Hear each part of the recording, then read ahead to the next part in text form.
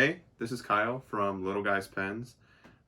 This is a YouTube channel that I want to start as my fountain pen interest grows, and just so that I can show you some cool pens that I have and share my thoughts on those pens, along with some stuff that may be coming out, along with inks or even paper for that matter.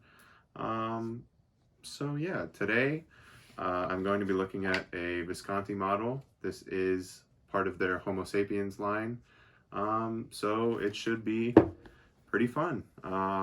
So without further ado, let's take a look at some history about the brand Visconti and how they got started. A little bit of history about the brand is that Visconti was founded in 1988 in Florence, Italy, and their Italian heritage shines through in the products that they make to this day. It was founded by two people, Luigi Poli and Dante Del Vecchio, both being avid fountain pen enthusiasts at the time, and so they wanted to start a brand in which they could control what they liked in the pens and get rid of what they didn't like in the pens that they had already had. This is good because it shows that they've had the fountain pen collector and enthusiast in mind since day one. All of Visconti's pens and writing instruments are designed in a 15th century Florentine villa, which is nice because it shows that the influence of the surrounding Italian architecture and art that inspires their pens. While Visconti has a lot of different lines and collections, the one that I will be looking at today is the Homo Sapiens line. Now, inside of this line, there are also different offshoots. The most popular and readily available one being the Visconti Lava Homo Sapiens. And this is a particularly cool pen because it has actual lava rock from Mount Etna in Italy. So it's like you can take a little piece of Italy with you everywhere you go. The particular pen I will be actually looking at today is part of their limited Homo Sapiens line. And so this pen is what I would like to call an homage to the ocean. This is going to be a pretty cool pen to look at. Just a cursory look over, you can see it's got a really nice marbled acrylic, and is also partly a demonstrator, which is cool because it allows you to see Visconti's power filler mechanism, which is actually how you fill the pen in here. So yeah, let's take a closer look at the pen and how it's packaged, and then I will show you a couple close-ups of the pen and provide a writing sample. So let's take a closer look at how the pen is packaged. I don't usually pay too much attention to how my pens are packaged, just because it's not the main draw for me. But it would be pretty hard to ignore how this pen arrives to you. So the pen comes in this pretty standard looking Visconti like slip mat cover. So once you take it out, you have this beautiful blue box, and this is actually painted wood, I believe, and there's a little piece of partial cardboard right there, and there is felt on the back. So this is a pretty good display case if you wanted to use it as that. But let's open it up. Let me try not to drop it here. So you have the pen. Let's take that out for right now. And there's this really soft gray velvet-like material that should keep your pens safe from any scratches or anything like that. And it is slightly padded actually, which is a nice touch. All right, so let's lift that up, and we have a couple of things in here. There's the international warranty card. It's always nice. And then there's this, which is, you know, just a standard Visconti catalog. Tells you a little history, shows you some of their pen models. I believe in here somewhere there are filling directions for all the mechanisms that they use. And then something cool for this pen is you get this little card, and it has a bunch of fun information on it, like the name of the pen, the type, the nib type, what the trims are made out of, the filling system, stuff like that. And it also has the number, because this is a numbered edition of 888. And as you can see there, maybe, I have number 56. So I thought that was pretty cool. Anytime you get a pretty low numbered edition, I think that's pretty cool. So yeah, that is it for the packaging. Now, let's move on to what you've been waiting for, the actual pen.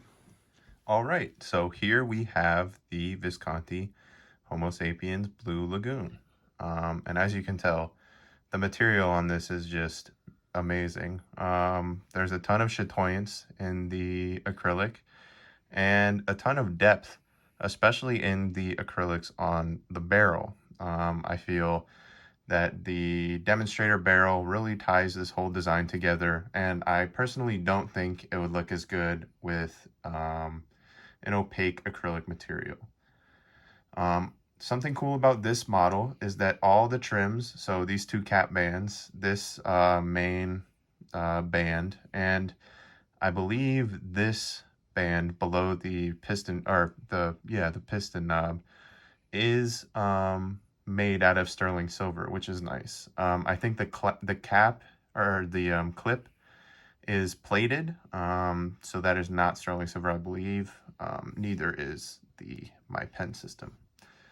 Something cool about the demonstrator barrel is that it allows you to see Visconti's power filler mechanism. How this basically works is you would unscrew this cap back here, and then once it is fully unscrewed, you would pull it back, and this plunger would pull all the way back here. And so it's pretty much a vacuum filler, which is pretty cool. This also has a double reservoir system, which means that there is ink. There's a reservoir here, and this whole thing is a reservoir as well.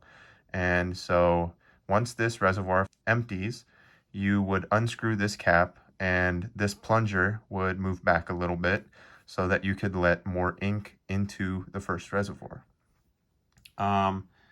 This serves a couple different reasons. One being that if the pen does leak, which I haven't had any experience with, it will only leak the amount that is in the first reservoir and will save you all of this from leaking onto your pen cases or your shirt pocket. It is also good for flying, as it seems to handle the pressure a little better than just a single reservoir pen. So as I stated before, this does have Visconti's My Pen system up here. So this is basically a magnetic, let me see if I can move it a little bit. I can't. That's just a magnetic medallion that you can replace with something that has your birthstone or your initials, just to make the pen feel a little more personalized to you. And these two cap bands also serve a purpose, and Visconti's clip is kind of hard to activate, I suppose, if you try and do it like a regular clip. So what you do is you pinch it where these bands are, and then you should have no problem activating the clip and putting it in your pen case or your shirt pocket. So on this cap band, there is the Homo sapiens name, but also an engraving of the edition, which is pretty cool. All right. So this pen does have Visconti's hook safe mechanism. So in lieu of regular threading, you can see their interesting hooking mechanism there. This pen does have a 18 karat nib, and 18 karat gold rather. And this is after they've phased out of using palladium. So this is 18 karat, made by Bach, I believe. This has a plastic feed on it with the little Visconti V logo right there. And the one I picked up is a fine. All right, so I think that does it for the actual pen. Now, one more thing. This clip is quite unique and is featured on most of Visconti's models.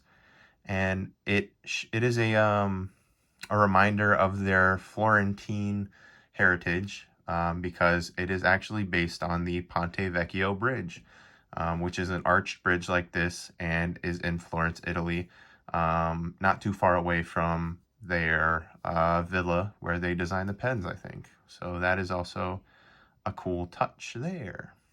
All righty. So let's go into a writing sample and maybe some size comparisons. All right. So for some size comparisons, we have obviously the Blue Lagoon. Here it is with a Lamy Safari. Let me just try to line that up for you. All right. Here it is with a Sailor 1911 large. Oops. All right. Here it is with a Mont Blanc 149.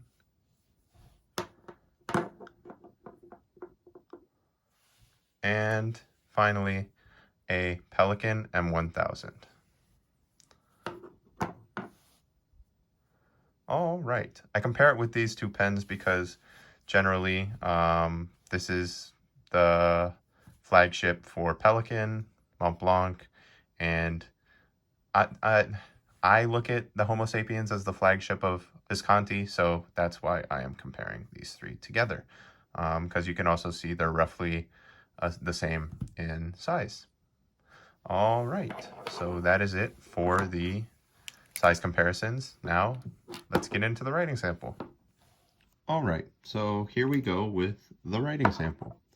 So the pen today is the Visconti Homo sapiens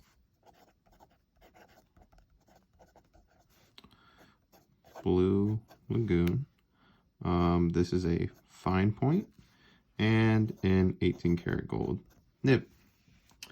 For the ink today, we have the Mont Blanc Homage to Moctezuma, which is a really nice ink, by the way. All right, and in my writing samples, I think I'm gonna change it up from other pen YouTubers, and just write something different. So for today, I will write this.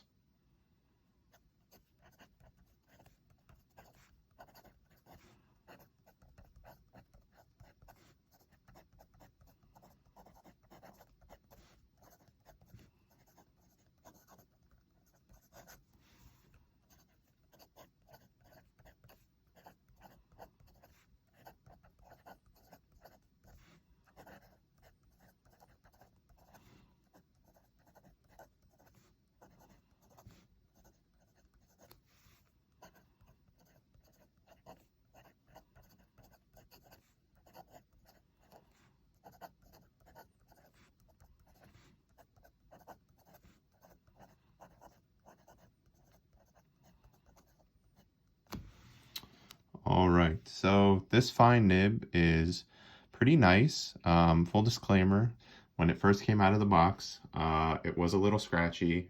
This is just due to a misalignment of the tines.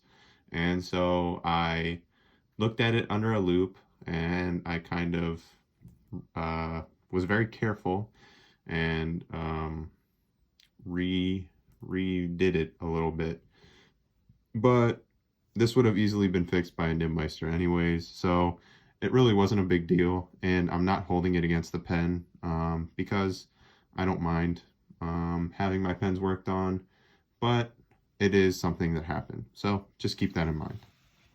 All right, so as far as the rest of the review, this is a fairly stiff nib. You can push a tiny bit of line variation out of there, but please be careful because this is by no means a flex nib. So if you push it a little too far, you will spring it, and that would be no fun for anyone. All right, so let's see the down and side strokes here. You can see a little bit of the line variation there as well. And this nib is fairly wet. By no means a gusher, but it is not dry either. For some reverse writing,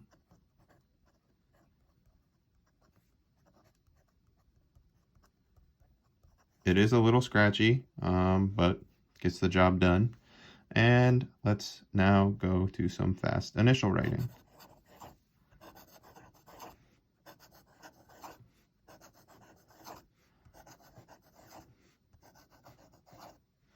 And as you can see, the feed has no problem keeping up. So that is my video on the Visconti Homo Sapiens Blue Lagoon. I hope you enjoyed it. Please, since this is my first YouTube video, let me know how I can improve or what you'd like to see in future videos. Please enjoy and keep writing. All right, bye-bye.